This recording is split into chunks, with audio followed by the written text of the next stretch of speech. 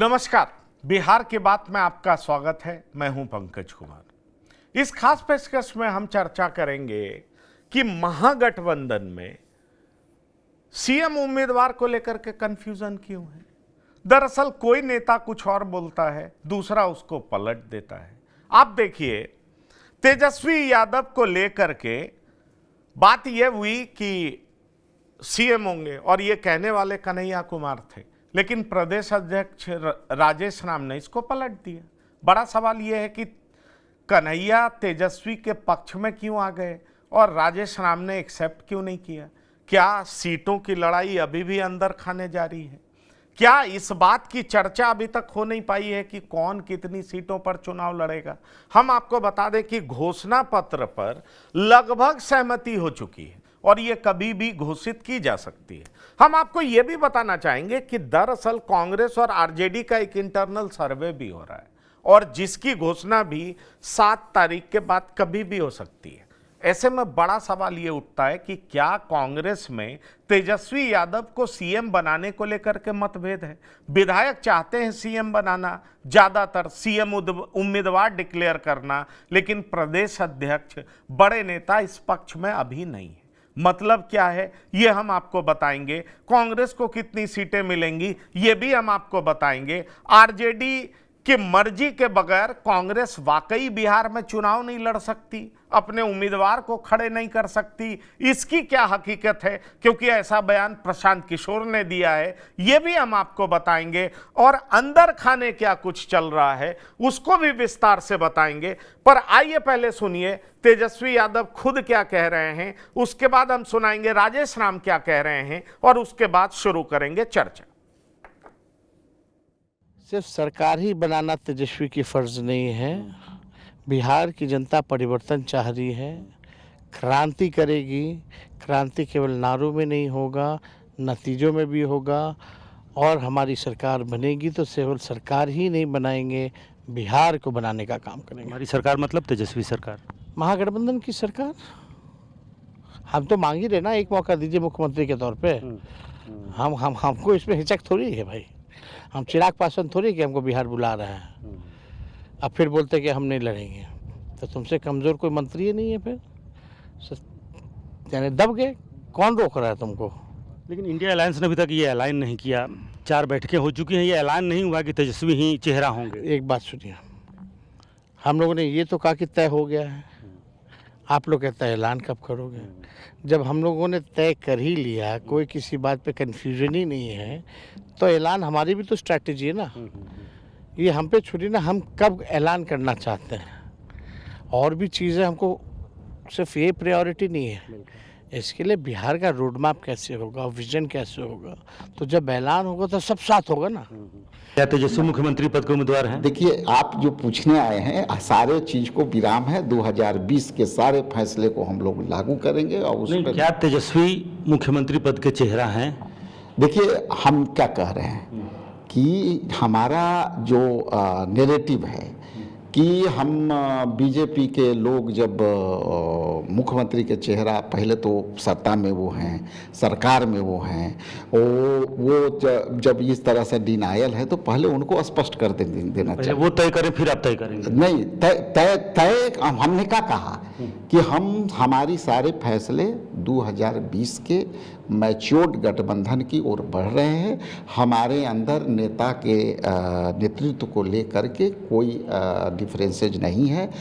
हम उसको बहुत पॉजिटिवली सब आगे बढ़ रहे हैं। वही तो पूछ रहे हैं, कौन होगा फिर? कौन है? आप कह रहे हैं नेता को लेकर के कोई डिफरेंसेस नहीं है, तो कौन होगा? तो बीजेपी में अभी जो गृह मंत्री जी ने बोला है, वो गृह मंत्री जी ने जो जिस तरह से बोला है उस पर भी सवाल करिए, इसके बाद हम लोग बता देंगे। नहीं, वो तो कह चुके हैं कि हम बाद में तय करेंगे। क्या आप भी बाद में तय करेंगे? हमारा नेतृत्व जो है, हम गठबंधन पूरे ताकत के साथ आने वाला समय में हम जो है बीजेपी गठबंधन सरकार को रोकने जा रहे हैं। इंडिया गठबंधन के सारे नेता मिल करके हम ताकत।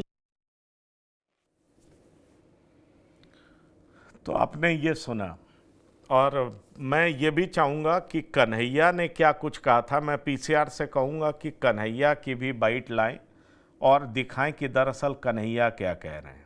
इसको भी हम बताने का काम करेंगे, लेकिन पहले प्रदेश अध्यक्ष कांग्रेस ने तेजस्वी यादव का नाम नहीं लिया और तेजस्वी यादव कह रहे हैं कि ये सब तय है, आप उसके लिए परेशान मत होइए, हम चिराग पासवान है नहीं। तो आखिरकार चल क्या रहा है? फिर से कन्हैया की बात को कॉन्ट्राडिक्ट राजेश राम ने क्यों कर दिया? क्या मतलब है इसका? क्या सीटों की संख्या तय नहीं हुई है? और जब तक सीटों की संख्या तय नहीं होगी तब तक तेजस्वी यादव को सीएम कांग्रेस नहीं मानेगी, ये हकीकत है। चलते हैं अपने मेहमानों के पास, हम उनसे चर्चा करेंगे। और हमारे साथ 3 मेहमान जुड़ गए हैं, श्याम किशोर चौबे जी, प्रियदर्शी रंजन जी और संतोष कुमार जी, तीनों वरिष्ठ पत्रकार हैं। आप तीनों मेहमान का बहुत बहुत स्वागत है। तीनों वरिष्ठ पत्रकार हैं और अपने अपने नज़रिए से चीज़ों को परखने का बखूबी अंदाज है आपका। तो इसलिए हम तीनों से सवाल करेंगे, इस बारे में गंभीरता से समझना चाहेंगे कि ये है क्या। मैं सबसे पहले संतोष जी आपके पास ही आना चाहूँगा। तेजस्वी यादव सबसे बड़े घटक दल के नेता हैं, सबसे ज़्यादा एमएलए उन्हीं के जीतेंगे, सबसे ज़्यादा ताकत भी आरजेडी की है। तो फिर कांग्रेस ये बार बार साफ बोल क्यों नहीं पाती है? 4 राउंड की मीटिंग हो चुकी है, कोऑर्डिनेशन कमेटी की बैठक हो चुकी है, घोषणा पत्र आने वाला है और मेरी जानकारी है आरजेडी और कांग्रेस का इंटरनल सर्वे हो रहा है और वो सर्वे भी समाप्ति पर है। 7 तारीख को इसकी भी घोषणा हो जाएगी और उसके बाद टिकट तय हो जाएगा। और आप ये जान लीजिए कि कांग्रेस 40 ऐसी सीटें चिन्हित कर रही है उस सर्वे में जहां कांग्रेस अपने को नंबर 1 के रूप में देख रही हो, वो भी ढूंढना मुश्किल हो रहा है, आपको बता दें। और फिर दूसरा लिस्ट ढूंढ रही है जिसमें वो नंबर 2 दिखाई पड़ रही हो, वो ढूंढना तो और मुश्किल हो रहा है। ऐसे में कांग्रेस अभी भी तेजस्वी को सीएम बनाने की बात नहीं करती है। कन्हैया आ गए, बात कर गए तो समझ में आया कि भाई कन्हैया को समझ में आ गया लालू जी की मर्जी के बगैर पॉलिटिक्स नहीं चलेगा बिहार में। लेकिन राजेश राम क्यों बोल रहे हैं? क्यों कॉन्ट्राडिक्ट कर रहे हैं? साफ क्यों नहीं बोल रहे हैं? हिचक क्यों है? और कह रहे हैं बीजेपी तय करे तब हम बोलेंगे। तो क्या बीजेपी के पीछे पीछे चलने की आदत हो गई है क्या इनकी? देखिए, तेजस्वी यादव हो, कांग्रेस हो, इंडिया गठबंधन हो या एनडीए हो, सीटों का बंटवारा जब तक चुनाव का घोषणा नहीं हुआ तब तक सीटों का बंटवारा कभी नहीं हुआ है, पहले भी नहीं हुआ है। और जो भी चुनाव होते हैं, मुझे लगता है चुनाव घोषणा होती है उसी के आसपास फिर सीटों का बंटवारा होता है। कैंडिडेट की घोषणा तो हर चरण वाइज होती है। लगता है कि पहले चरण की कैंडिडेट की घोषणा हो गई, फिर दूसरे चरण में वोटर कैंडिडेट की घोषणा हो। बिहार में भी वही स्थिति है, चाहे इंडिया गठबंधन हो, चाहे आरजेडी गठबंधन, चाहे एनडीए गठबंधन हो, दोनों में मुख्यमंत्री को लेकर वहां बहुत स्थिति है। दोनों में कांग्रेस पार्टी इधर नहीं घोषणा कर रही है और उधर भाजपा नहीं घोषणा कर रही है। लेकिन दोनों में एक बात तय है कि भाई इधर तेजस्वी नेता होंगे, उधर नीतीश नेता होंगे। और जहां तक मुख्यमंत्री की बात है तेजस्वी यादव, तो तेजस्वी यादव के बारे में तो क्लियर कट है कि भाई वही नेता होंगे, उसमें तो कोई विवाद ही नहीं है। लेकिन हाँ, कांग्रेस पार्टी की तरफ से मुझे लगता है कि बार बार अभी नहीं घोषणा की जा रही है। इसके पीछे बहुत से कारण हो सकते हैं। एक कारण मुझे लगता है कि सीटों का बंटवारा सबसे बड़ा कारण है कि ज्यादा से ज्यादा सीटों का डिमांड हो। और तेजस्वी यादव का है कि भाई कम से कम सीट पे। तेजस्वी यादव उपेंद्र कुशवाहा पे भी डोरे डाल रहे हैं। वो चाह रहे हैं कि मुकेश सहनी को भी ज्यादा से ज्यादा टिकट दी जाए, गठबंधन में ज्यादा से ज्यादा लोगों को शामिल किया है। और जहां तक सर्वे की बात है, तो सर्वे कराए तो 3 सर्वे हो रहा है बिहार। एक तो राष्ट्रीय जनता दल का अलग हो रहा है, कांग्रेस का अलग हो रहा है और एक इंडिया गठबंधन का 3 टीम अलग अलग सर्वे कर रही है विधानसभा वाइज कि कौन कौन कैंडिडेट है। और उसके बाद बैठेंगे, सभी नेता बैठेंगे और बैठ करके कैंडिडेट का लिस्ट बैठेगा। उसके बाद ही कैंडिडेट और सीटों की घोषणा होगी। मुझे लगता है कि सितंबर लास्ट में या अक्टूबर फर्स्ट वीक में चुनाव की घोषणा होगी। और फर्स्ट वीक में चुनाव की घोषणा होगी और उसी के आसपास गठबंधन का भी प्रारूप पूरी तरह से क्लियर होगा, मुख्यमंत्री कौन होंगे और सीटों का और किस पार्टी को कितनी सीटें मिलेगी, सारा घोषणा मुझे लगता है कि अक्टूबर में ही, सितंबर लास्ट में हो या अक्टूबर में ही। और अभी सभी दल ऐसे ही बयानबाजी करते रहेंगे कि भाई कभी कोई नेता बोलेंगे कि हाँ तेजस्वी को सीएम मानेंगे, कोई बोलेंगे कि नहीं अभी क्लियर नहीं हुआ है। लेकिन मुझे लगता है कि कन्हैया ने अगर बिहार में आकर के बात कही है तो कहीं ना कहीं ऊपर से सहमति होगी और होगा कि भाई तेजस्वी यादव को अभी ये घोषणा कर दीजिएगा तो फिर वो मनमानी अपना करेंगे, तेजस्वी यादव फिर सीट नहीं देंगे। तो कांग्रेस के अंदर एक इंटरनल स्ट्रेटजी है कांग्रेस की कि अभी मुख्यमंत्री की घोषणा कांग्रेस की तरफ से ना की जाए। वो अपना इंडिया गठबंधन से तेजस्वी अपना बोल रहे हैं, बाकी दल बोल रहे हैं, लेकिन कांग्रेस जब तक सीटों का फाइनल ना हो तब तक घोषणा नहीं करेगी। नहीं ठीक है, तो इसी बात को लेकर- आप संतोष जी ये मान रहे हैं ना कि कांग्रेस को लग रहा है कि अभी घोषणा कर देंगे तो तेजस्वी मनमानी करेंगे, फिर जो कांग्रेस को सीटें चाहिए वो मिल नहीं पाएगी। श्याम किशोर चौबे जी, कांग्रेस को कितनी सीटें चाहिए, कितनी सीट की हकदार है कांग्रेस बिहार में? अभी थोड़ी देर पहले मैं अजीत शर्मा जी का इंटरव्यू कर रहा था और हमारे साथी पटना में पूछ रहे थे राजेश राम जी से, तो वो कह रहे हैं कि देखिए हम सब सेक्रीफाइस करने को तैयार हैं, ये सारा कुछ बोलते हैं। कांग्रेस ने हमेशा देश के लिए सेक्रीफाइस किया है, कांग्रेस का ही बलिदान है, इस पे सवाल उठाना सूरज को ऐनक दिखाना है, बड़ी बड़ी बात करते हुए अंत में कहते हैं भाई सम्मानजनक मिल जाएगा तो कोई दिक्कत नहीं रहेगी। ये सम्मानजनक क्या है श्याम किशोर चौबे जी? मुझको लगता है यह सम्मानजनक 45 से 55 के बीच का है। इससे ज्यादा इनको इस बार मिलने वाला नहीं है, इसलिए कि पिछला परफॉर्मेंस तो इनका 70 सीटों पे बहुत पुअर रहा था। हाँ, एक अलग बात यह है कि पिछली बार जो सीटें मिली थी कांग्रेस को, वो आरजेडी ने सीटों की संख्या और सीटें भी कि फलाना फलाना सीटें दे देते हैं, और उसमें कांग्रेस बुरी तरह हारी थी। मेरी समझ से इस बार कांग्रेस, जो आपने कहा या संतोष जी ने कहा कि सर्वे हो रहा है, तो उस सर्वे के अनुसार जहां अपने लिए पॉजिटिव साइन देखेगी कांग्रेस, उन सीटों की डिमांड करेगी। तो कांग्रेस, जो राजेश राम ने कहा, मेरी समझ से ठीक ही कहा कि वो 70 की जगह को सेक्रीफाइस कर सकते हैं, उससे कम में आ सकते हैं, लेकिन सीटें अपनी पसंद की लेंगे। और एक बात और हो सकती है कि कैंडिडेट भी हम अपने मन का देंगे।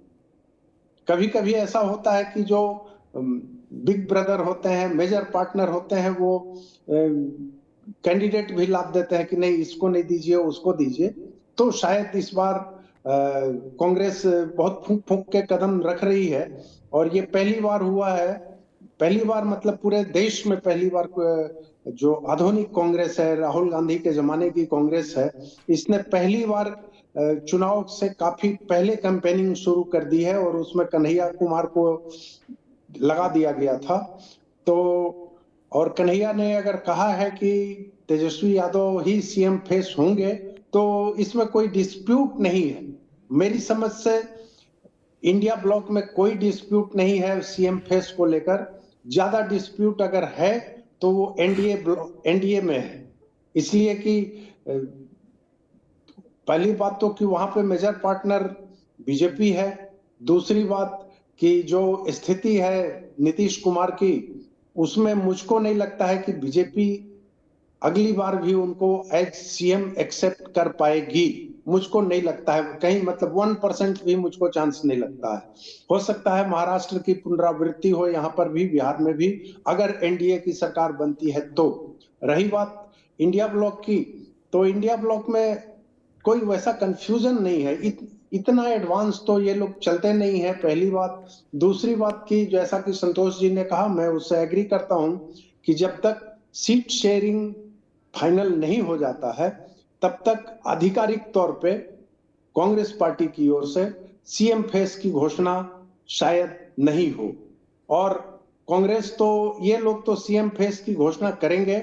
मुझको लगता है कि एनडीए में शायद जैसा कि चलन रहा है कि विदाउट सीएम फेस चुनाव लड़ने का, लेकिन शायद बिहार की स्थितियों को देखकर, यहाँ के जातीय समीकरण को देखकर, शायद सीएम फेस की घोषणा न हो, लेकिन नीतीश कुमार के नेतृत्व में चुनाव लड़ा जाए। मैं जहां तक समझ रहा हूं कि यही स्थिति बनने वाली है, और अभी बहुत टाइम है, अभी बहुत सारे समीकरण बनेंगे, बिगड़ेंगे। कुछ लोग इधर से हो सकता है कि छोटे मोटे दल इधर से टूट के उधर चले जाएं, उधर से टूट के इधर चले आवे।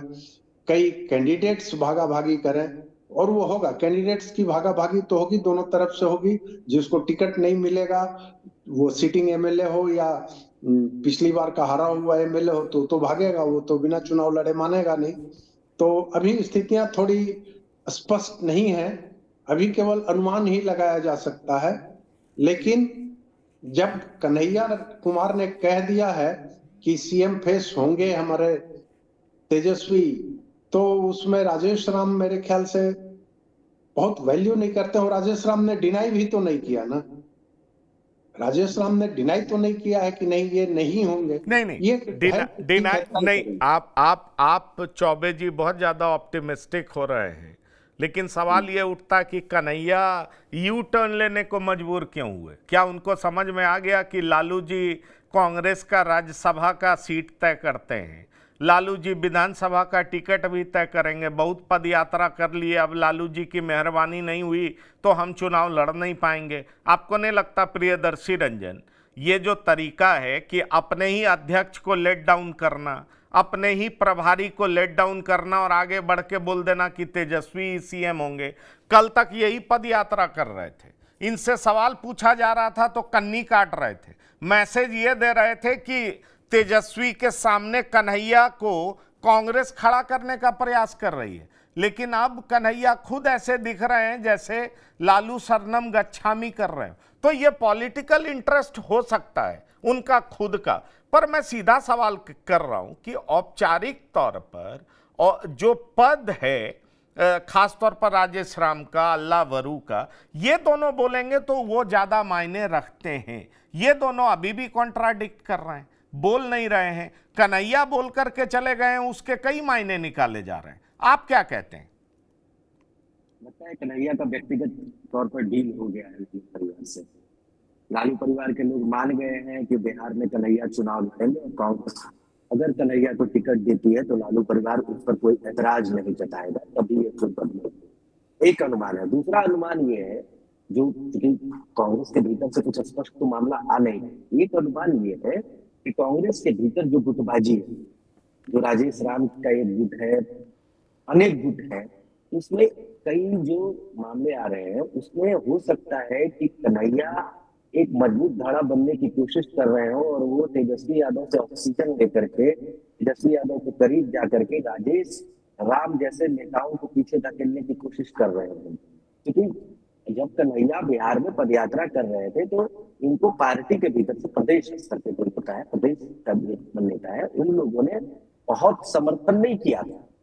कन्हैया यूं ही घूम रहे थे, राष्ट्रीय नेता आ रहे थे, लेकिन प्रदेश स्तर के नेता इनके साथ नहीं थे।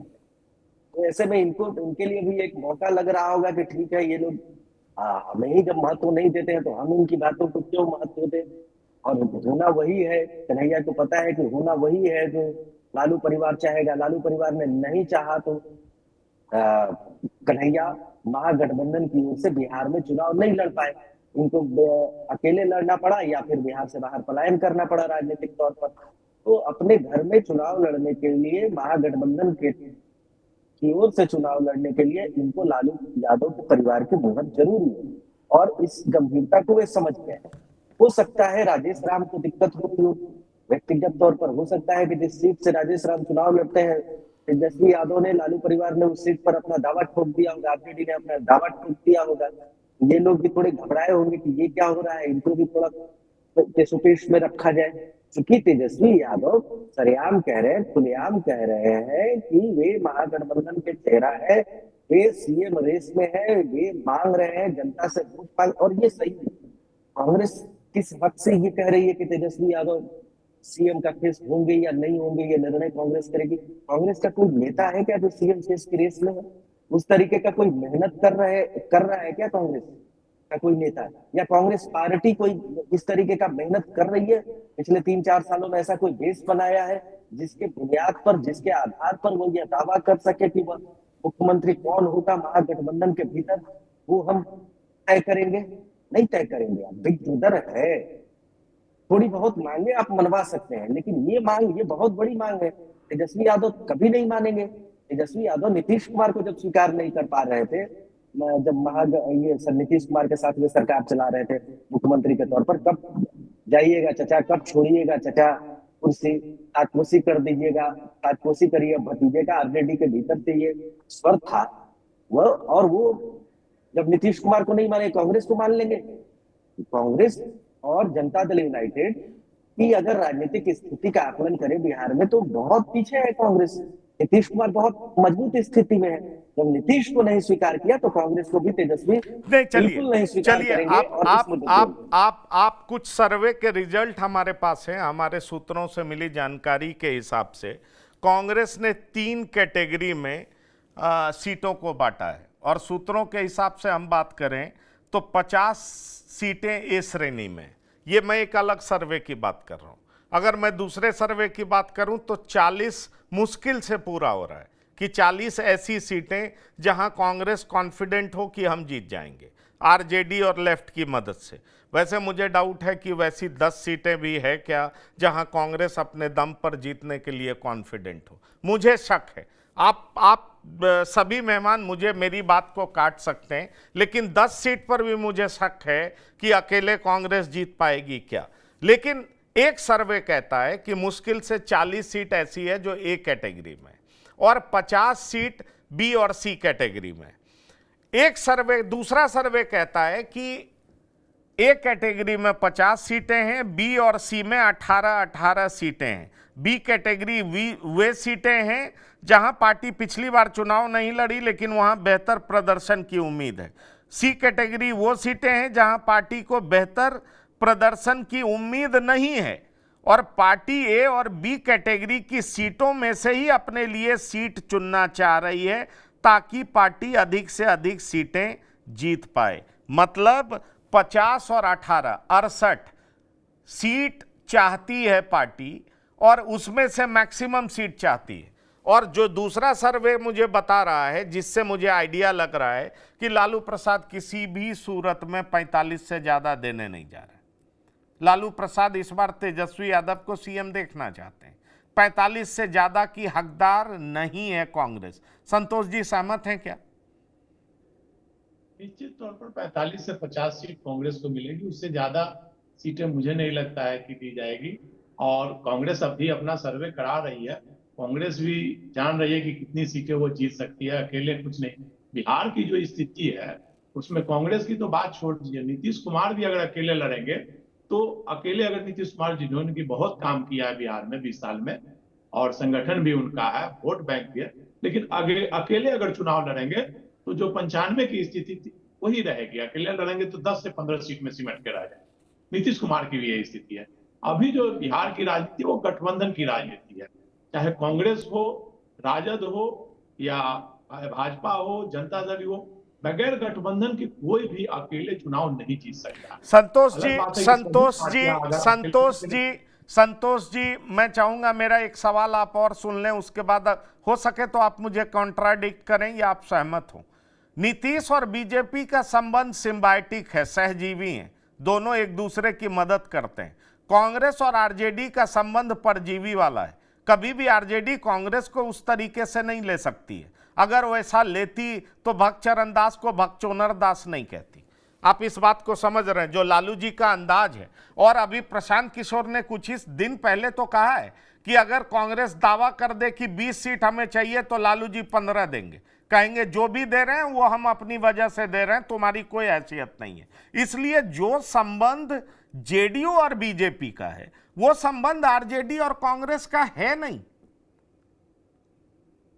नहीं, देखिए मैं इस बात से सहमत नहीं हूं। जो संबंध नीतीश और बीजेपी का है कमोबेश वही संबंध इधर आरजेडी और कांग्रेस का भी है। आप देखिए कांग्रेस जो भी सीटें जीती बिहार में, पिछले 20 का चुनाव भी ले ली तो आरजेडी के साथ रहकर ही जीती है, न कि आरजेडी से अलग रह करके। अलग रहकर कहां विधानसभा सीटें ज्यादा जीत पाएगा। जब तक गठबंधन नहीं रहेगा, गठबंधन में साथ नहीं रहेंगे, तब तक सफलता नहीं मिल सकती है। और आरजेडी पिछले बार 70 सीटें कैसे देती थी कांग्रेस को? लालू प्रसाद ने 70 सीट दी। तो गठबंधन धर्म का था, चुनाव जीतना था। लालू प्रसाद देख रहे थे कि कांग्रेस को अगर छोड़ेंगे तो मुस्लिम वोट बैंक में बिखराव होगा और चुनाव हार सकते हैं। इसलिए उनकी मजबूरी है कि वो कांग्रेस को लेकर भी चलते हैं। इसी प्रकार से भाजपा की मजबूरी है कि भाजपा अगर नीतीश कुमार को चलेगी तो भाजपा भी बिहार में सत्ता से दूर होगी। नीतीश कुमार से भाजपा ने देख लिया कितनी सीटें जीत पाई, भाजपा के साथ चिराग पासवान, उपेंद्र कुशवाहा, जीतन राम मांझी सब लोग थे, फिर भी भाजपा को सफलता नहीं मिली। तो वही स्थिति दोनों गठबंधन की सेम स्थिति है सर बिहार में। बिहार में दोनों गठबंधन अपनी अपनी राजनीति कर रहे हैं। दोनों जो केंद्रीय नेतृत्व है, जैसे भाजपा नीतीश के आगे मजबूर है, भाजपा अभी तक मजबूर थी, इस बार भले मजबूर ना रहे, लेकिन आप देखिए भाजपा को अपनी जीती हुई लोकसभा की 5 सीटें देनी पड़ी थी नीतीश कुमार को गठबंधन धर्म का पालन के लिए। उसी प्रकार कांग्रेस का लीजिए, आरजेडी जो चाहती है वो कांग्रेस करती है, उधर मजबूरी है। और भाजपा की मजबूरी अभी तक रही है कि नीतीश कुमार जो चाहते हैं वो सीट देती रही है। इस बार की स्थिति अलग है। इस बार स्थिति अलग ये है कि नीतीश कुमार स्वस्थ नहीं है, वो दबाव नहीं डाल पा रहे हैं। अभी आप देखिए जदयू कार्यालय में नरेंद्र मोदी का पोस्टर लगाया गया है। पहली बार किसी भी पार्टी के दफ्तर में दूसरे पार्टी के नेता की तस्वीर नहीं लगती है। पहली बार जदयू कार्यालय में नरेंद्र मोदी की तस्वीर लगी, क्योंकि नीतीश कुमार कभी हजम नहीं करते। लेकिन आज नीतीश कुमार ऐसी स्थिति में है कि जो उनके नवरत्न चाह रहे हैं करवा रहे हैं। जो भाजपा की विचारधारा के लोग, अब नरेंद्र मोदी का पोस्टर जदयू कार्यालय में लग रहा है। और राजद कांग्रेस की भी यही स्थिति है। राजद की भी मजबूरी है कि कांग्रेस को नहीं छोड़ सकते हैं, और कांग्रेस की भी मजबूरी है कि राजद को नहीं छोड़ सकते हैं। कांग्रेस अगर अकेले लड़ लेगी तो मुस्लिम वोट में बिखराव होगा, और तेजस्वी का जो मुख्यमंत्री बनने का सपना धड़ा का धड़ा रह जाएगा। कांग्रेस के साथ मजबूरी है कि कांग्रेस अगर आरजेडी को अभी छोड़ देती है तो फिर लोकसभा चुनाव में बिहार में आरजेडी अलग हाल आप लेगा, तो फिर जो ज्यादा संभावना है बिहार जीतने की रणनीति है वो फिर हो सकती है। तो दोनों की मजबूरी है, तेजस्वी को विधानसभा चुनाव जीतने की मजबूरी है और राहुल गांधी को लोकसभा चुनाव की मजबूरी है। इसलिए दोनों अंतर मिलकर ही चुनाव लड़ेंगे, अलग होकर के चुनाव दोनों नहीं लड़ सकते हैं। हाँ, सीटों का जहां तक बात है, दोनों चाहेगी कि ज्यादा से ज्यादा सीट, कांग्रेस चाहेगी कि हम ज्यादा से ज्यादा सीटों पर चुनाव लड़ें, और जनता दल यू चाहेगा कि राष्ट्रीय जनता दल चाहेगा कि हम ज्यादा से ज्यादा सीटों पर लड़े, कांग्रेस को कम से कम सीट दें ताकि सरकार बन सके। तो दोनों में ये चलते रहेगा। और नहीं, मुझे पर लगता है पर पर चुनाव संतोष घोषणा जी, होते होते श्याम चुनाव की का जब घोषणा संतोष जी, आप जो बात कह रहे हैं, अंतर बड़ा ये है कि नीतीश कुमार का अपना 13-14% वोट है, और वही नीतीश कुमार को मुख्यमंत्री कुर्सी पर बनाए रखता है। वो लालू जी के साथ जाते हैं तो वो गठबंधन बहुत मजबूत हो जाता है, वो बीजेपी के साथ आते हैं तो ये गठबंधन बहुत मजबूत हो जाता है। और इसीलिए कांग्रेस की ऐसी स्थिति नहीं है। इस बात को हमें समझना पड़ेगा। प्रियदर्शी रंजन, क्या आपको लगता है कि कांग्रेस के पास ये कहा जाए कि 5% वोट भी पुख्ता तौर पर है? क्योंकि नीतीश कुमार विधानसभा चुनाव जिसके साथ भी रहेंगे बराबर की सीटों पर लड़ते हैं, 1-2 सीट ज्यादा पर ही लड़ते हैं। पर कांग्रेस बराबर की सीट छोड़िए, वो 1/3 सीट भी पाएगी कि नहीं पाएगी उसको लेकर के बड़ी असमंजस की स्थिति रहती है। क्योंकि कांग्रेस के पास क्या वोट बैंक है ये लालू जी भी जानते हैं, कौन सी जाति कांग्रेस के साथ है। इधर भारत जोड़ो यात्रा के बाद ये कहा जाने लगा कि नहीं, मुसलमान उनकी तरफ देख रहे हैं, और उसको लेकर के कांग्रेस कॉन्फिडेंट हुई है। पर उस पर भी एक बड़ा सवाल ये उठता है कि 2015 से जो चुनाव का परिणाम है, मुसलमान उसको वोट देते हैं जो बीजेपी को हराने में आगे दिखाई पड़ती है। और यही तो वजह है कि लालू जी और कांग्रेस का गठजोड़ असुद्दीन ओवैसी को जगह नहीं दे रहा है। यही वजह है, क्योंकि ये लोग कॉन्फिडेंट हैं कि भाई ये वोट जाएगा कहां, ये तो हम ही को मिलेगा। बिल्कुल, एक नया समीकरण की आप बात कर रहे हैं। हो सकता है कि महागठबंधन में ओवैसी साहब आ जाए। अगर इतना ज्यादा कांग्रेस प्रेशर बनाएगी आरजेडी पर, तो आरजेडी के पास ओवैसी नामक एक व्यक्ति का विकल्प खुला हुआ। हालांकि ओवैसी जिस तरीके की आज इन दिनों राजनीति कर रहा है, कांग्रेस से उनकी बड़ी दूरियां पहले भी थी और अब और वो दूरी बढ़ गई है। भारतीय जनता पार्टी के प्रति उनकी करीबियां और उनके जो स्टेटमेंट्स हैं हाल के दिनों में, जिस तरीके से भारत पाकिस्तान वॉर के दौरान ओवैसी ने भारत के पक्ष में झंडा बुलंद किया। नहीं, आप वो सारी बातें ठीक है। आप ये बताइए कि नीतीश की पार्टी बीजेपी के लिए जरूरी है, क्या कांग्रेस भी उतनी ही जरूरी है आरजेडी के लिए बिहार में? क्या आरजेडी के पास उतना वोट बैंक है क्या जितना नीतीश के पास है? आरजेडी, माफ करिएगा, कांग्रेस के पास वो जन समर्थन है जो नीतीश के पास है? नहीं, उतना बड़ा जन समर्थन नहीं है। बस खेलन में खेले दिन खेल में बिगाड़ दिन वाली स्थिति उनकी रहती है, जो 2009 में जिसको लेकर के लालू यादव ने कमेंट भी किया था। 2009 लोकसभा चुनाव में जब आरजेडी की करारी हार हुई थी, तो उस समय लालू यादव ने कहा था कि कांग्रेस के साथ नहीं लड़ना, उनकी बड़ी भूल रही थी। कांग्रेस इस चीज को अभी भी भुला रही है। उस समय की परिस्थितियां अलग थी, आज की परिस्थितियां अलग है, लेकिन कांग्रेस इस बात को मानती है कि अगर आरजेडी का खेल कोई बिगाड़ सकता है, तो विपक्षी पार्टियों के बाद कोई बड़ी हैसियत में है तो कांग्रेस कुछ कुछ वोट काट के डैमेज तो कर ही देती है आरजेडी को कांग्रेस। तो इसका ये फायदा उठाते हैं। 5% वोट जिस तरीके से चिराग पासवान के साथ इंटैक्ट है, यहाँ छोटे छोटे जो दल है, सभी दलों के साथ जो अपना अपना वोट इंटैक्ट है, उस तरीके का वोट इंटैक्ट कांग्रेस के साथ नहीं है। जो आपने कहा कि 5% वोट है भी या नहीं है, तो मैं तो मानता हूं कि बिल्कुल ही नहीं है। और यही कोशिश हो रही थी, इसी गैप को भरने की कोशिश राहुल गांधी कर रहे थे, और इसी दुखती हुई नक, इनका दुखता हुआ जो रग है, उसको लालू यादव पकड़े हुए रहते हैं। उस नब्ज को हर बार दबाते रहते हैं कि आपके पास वोट बैंक कहाँ है, आप किस वोट बैंक के आधार पर आप सीटों को मांग कर रहे हैं। और जो वोट बैंक, जिस वोट बैंक पर आपका दावा है, उस वोट बैंक पर तो सभी महागठबंधन की पार्टियों का दावा है। और मुसलमानों पर अगर आप दावा कर रहे हैं तो आरजेडी का भी दावा है, माले का भी दावा है, अन्य वाम दलों का भी दावा है। ये तमाम दल मुसलमानों की रहनुमाई की बात करते हैं, टिकट देते हैं, उनकी दावेदारी सुनिश्चित करते हैं। कांग्रेस भी उन्हीं में से एक है। कांग्रेस कोई अलग तो है नहीं, 100% मुसलमानों का वोट लेकर के महागठबंधन के पक्ष में कांग्रेस आएगी या आती रही है, ऐसा नहीं है। या दलितों की बात जो कांग्रेस कर रही थी, दलितों का कौन सा वोट, कौन सी जाति इनके साथ पूरी तरीके से दलितों का इंटैक्ट है? 19.5% जो वोट बैंक दलितों का है बिहार में, उसमें कई जातियां हैं, उसमें पासवान भी है, उसमें कुमार भी है, उसमें ठीक है, ठीक है। मुझे लगता है मैं श्याम किशोर चौबे जी से यही सवाल दोहराऊंगा। श्याम किशोर चौबे जी, कांग्रेस की महत्ता पिछले कुछ दिनों में इसलिए बढ़ी है क्योंकि मुसलमानों का भरोसा कांग्रेस पर बढ़ा है, लेकिन 2015 से जो मुसलमान का वोटिंग ट्रेंड है वो ये है, जो बीजेपी को हराने में आगे दिखाई पड़ती है, मुसलमान उसी को वोट देते हैं। तो आपको नहीं लगता आरजेडी, बीजेपी के सामने सबसे मजबूत पार्टी कौन है? आरजेडी है। तो क्या कांग्रेस के पास ऐसा जनाधार है जो नीतीश के पास है? और नीतीश जरूरी है, मजबूरी भी है। और जहां तक कांग्रेस का सवाल है, तो लालू प्रसाद यादव को एक नेशनल पार्टी की जरूरत है जो लोकसभा में उनके लिए बात कर सके। और नेशनल पार्टी का एक घटक दल बन करके रहेंगे तो एक अलग बात होती है, नहीं तो फिर अलग थलग दिखाई पड़ेंगे। इसलिए कांग्रेस को लालू प्रसाद साथ रखते हैं। आप इस बात से सहमत हैं? देखिए, दोनों एक दूसरे की जरूरत है। नेशनल लेवल पे अगर आरजेडी को कांग्रेस का साथ चाहिए, तो स्टेट लेवल पे कांग्रेस को आप कहिए कि आरजेडी का नेतृत्व चाहिए। और ऐसा केवल बिहार में नहीं है, ऐसा कई राज्यों में है, पड़ोसी झारखंड में भी है।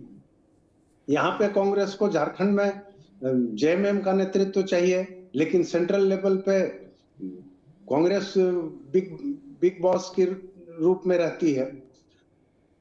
तो सभी में वही है। और अब गठबंधन की राजनीति पूरे देश में हावी हो गई, पूरे देश में है, और कोई किसी को नहीं कह सकता है।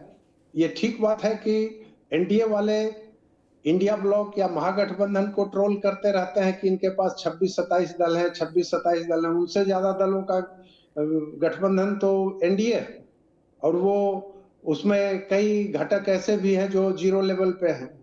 तो वो चलता है राजनीति में। और कांग्रेस की, आरजेडी की जरूरत है। कांग्रेस, ऐसा नहीं है कि केवल मुस्लिम वोटों के भरोसे कांग्रेस है, उसके पास और भी दलों और भी जातियों के वोट हैं। हाँ, कम है। अब ऐसा तो है नहीं कि जितने भी आपके कुर्मी वोटर्स हैं वो सारे के सारे नीतीश कुमार को ही वोट देते हैं, या जितने भी यादव वोटर्स हैं वो सारे के सारे आरजेडी को ही वोट करते हैं, ऐसा भी नहीं है।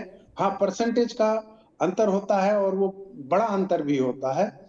या जितने पासवान हैं वो केवल चिराग पासवान को ही वोट करते हैं, ऐसा भी नहीं है। तो उसमें बंटवारा होता है वोटों का। और कांग्रेस की अपनी एक पहचान है, कांग्रेस की अपनी एक लेगेसी है, और उसका अपना एक महत्व है। केवल ये नहीं कह सकते हैं कि इंडिया लेवल पे, इंटरनेशनल लेवल पे भी कांग्रेस का महत्व आज भी है। तो ऐसी स्थिति में ठीक है, इनके पास उतने ज्यादा विधायक नहीं है, उतने ज्यादा सांसद नहीं है, लेकिन जो लिगेसी है वो तो कांग्रेस का पीछा अभी नहीं छोड़ पाई है ना। कांग्रेस उसको ढो रही है, और वो लिगेसी भी कांग्रेस को ढो रही है। ऐसी स्थिति में दोनों एक दूसरे की जरूरत है, इसमें कोई शक नहीं है। हाँ, अब उसको अब देखने का अपना अपना नजरिया है। कोई बोलेगा कि ये तो कांग्रेस को ढो रहे हैं लालू प्रसाद बिहार में। ढो नहीं रहे हैं, उनके साथ हैं। अगर जैसा कि इन लोग ठीक कहा, दोनों प्रियदर्शी जी ने भी, संतोष जी ने भी, हम थोड़ा सा पीछे चले तो दिल्ली के चुनाव में क्या हुआ? अभी ज्यादा टाइम नहीं हुआ है। दिल्ली के चुनाव में क्या हुआ?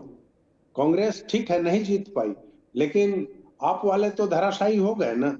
इन्होंने ठीक कहा कि अगर कांग्रेस को अलग कर देते हैं तो फिर जो सरकार बनाने का या ज्यादा विधायक लाने का या मुख्यमंत्री बनने का जो सपना है आरजेडी का, वो तो खत्म हो जाएगा ना। ठीक वही हाल उधर भी है। अगर नीतीश कुमार के पास ठीक है कि पिछली बार बहुत कम विधायक आए थे, लेकिन बीजेपी क्या नीतीश कुमार को छोड़ने की स्थिति में है? अगर रहती तो कब का छोड़ चुकी रहती। इसलिए कि कांग्रेस और आरजेडी में शुरू से आप देखेंगे कि उतनी तकरार नहीं हुई है जैसी तकरार नीतीश कुमार और बीजेपी में हुई है। इनके लिए दरवाजे बंद हैं, इनके साथ खाना नहीं खाएंगे, कितनी तरह की बातें हुई, और कभी इधर कभी उधर, कभी इधर कभी उधर होता रहा। राजनीति में ये होता है, और आपकी राजनीति में आप कह सकते हैं कि पूरे देश के इस स्तर पर ढुलमुल राजनीति चल रही है, इसका दौर है, और गठबंधन की राजनीति ही अब सहारा है। अब किसी विशेष जाति पे कोई दावा नहीं कर सकता है, कोई नहीं कर सकता है। और जो ट्रेंड बदल रहा है, आप देखिए, आपने देखा होगा कि 2020 के बाद धीरे धीरे ट्रेंड बदलने लगा है पूरे देश के स्तर पे, और ये ट्रेंड बदल रहा है, और हमको लगता है राजनीति की धारा भी बदलेगी। मैं बहुत ऑप्टिमिस्टिक हूं इस मायने में कि राजनीति की धारा बदलेगी और एक पॉजिटिव सेंस आएगा, इसलिए कि अभी की राजनीति निगेटिविटी से भरी हुई है, पूरे देश में भरी हुई है। किसी एक के लिए मैं नहीं कह रहा हूं, मैं सबके लिए कह रहा हूं। तो ऐसी स्थिति में अगर अच्छा नहीं होगा तो कैसे चलेगा? और हर अंधेरी रात के बाद तो सुबह होती है ना, यहाँ भी सुबह होगी, अच्छी होगी। लेकिन रही बात कांग्रेस और आरजेडी की, तो ये एक दूसरे के क्या कहिएगा कि जरूरत है, बड़ी जरूरत है, और खास करके इस चुनाव में ज्यादा जरूरत है। अगर इस बार, मैं कह रहा हूं दावे के साथ, इस बार अगर महागठबंधन की सरकार नहीं बनती है तो तेजस्वी यादव आखिर कब तक आगे बढ़ पाएंगे? कब तक इसको बर्दाश्त करेंगे वो और उनके वोटर? इस मायने में आप कांग्रेस को दे सकते हैं कि कांग्रेस पिछले 15 वर्षों से फिसड्डी चलते चलते भी वो जो उनका नेतृत्व है, अभी लड़ाई चलिए, सारा कुछ ठीक है, सारा कुछ ठीक है, पर चौबे जी ये भी बता दीजिए, कन्हैया आपको चुनाव लड़ते हुए दिखाई पड़ रहे हैं, इस बार कांग्रेस का बड़ा चेहरा होंगे कन्हैया, रुख तो उनका यही दिखाई पड़ रहा है। आपको लग रहा है कि 2 लोकसभा चुनाव हार गए हैं, अब बिहार से इस बार चुनाव लड़ेंगे? हाँ, अगर कन्हैया को चुनाव नहीं लड़ना होता तो वो तेजस्वी को सीएम फेस नहीं कहते। एक लाइन का जवाब। ये बड़ी बात आप कह दिए।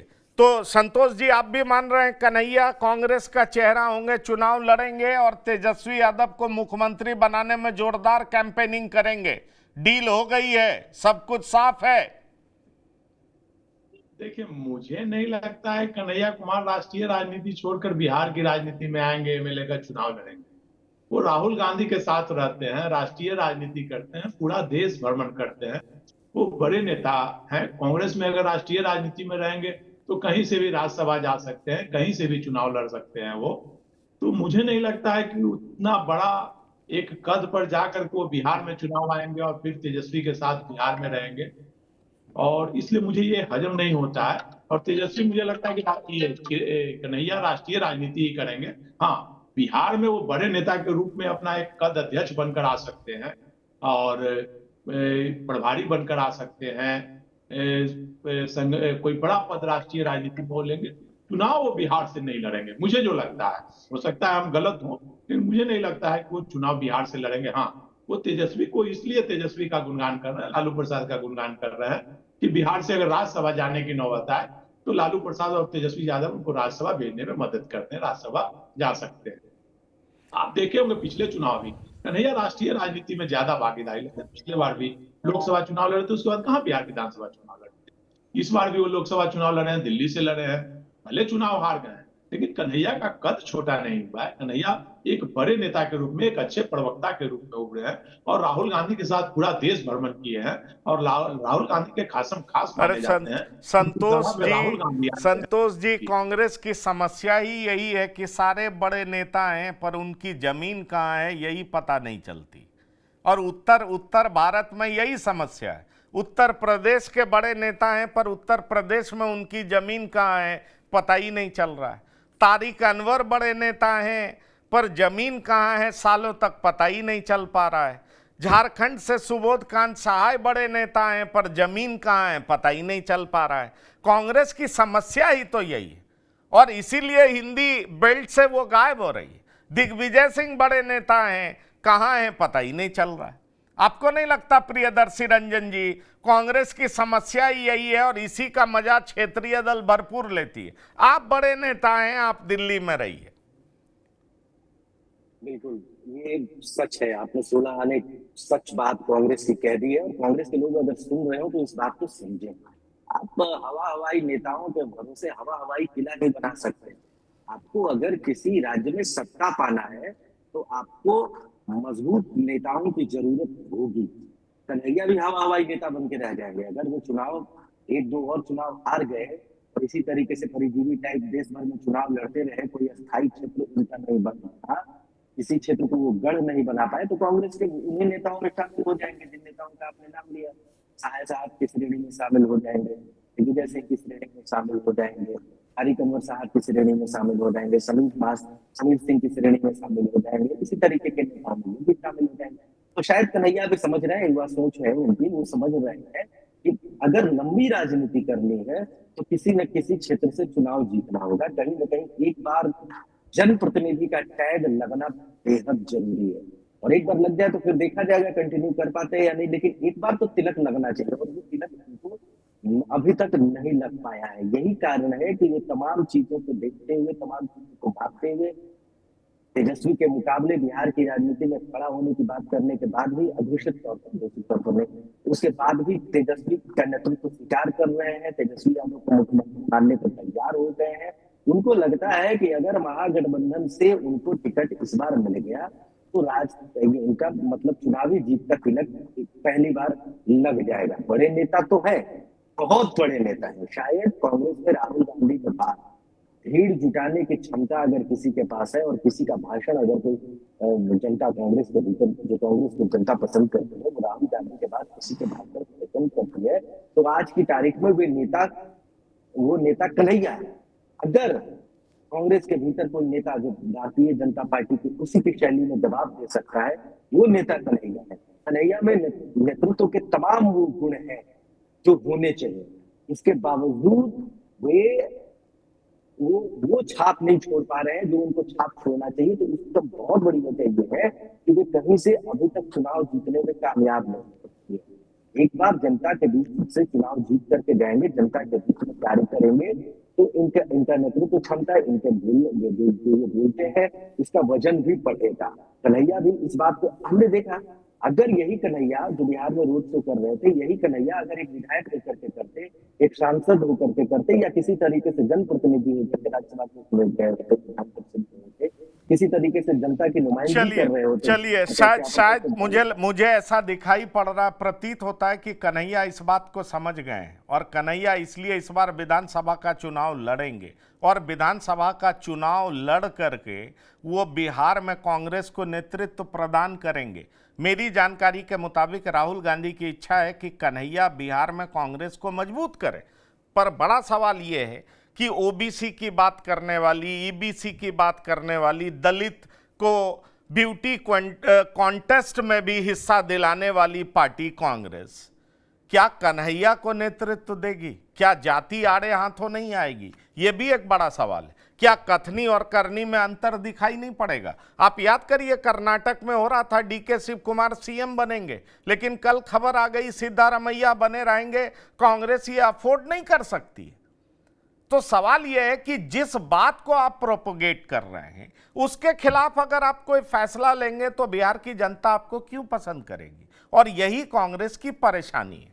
पर एक गंभीर चर्चा से यह बात जरूर बाहर आई है और मुझे जानकारी भी है कि कांग्रेस 45 सीट से ज्यादा पाने नहीं जा रही है। लालू प्रसाद 50 से नीचे रखने जा रहे हैं और कन्हैया चुनावी मैदान में उतरेंगे, इसीलिए वो तेजस्वी यादव को मुख्यमंत्री के रूप में स्वीकार कर रहे हैं। बिहार की बात में श्याम किशोर चौबे जी, प्रियदर्शी रंजन जी, संतोष कुमार जी शामिल होने के लिए बहुत बहुत धन्यवाद और शुक्रिया।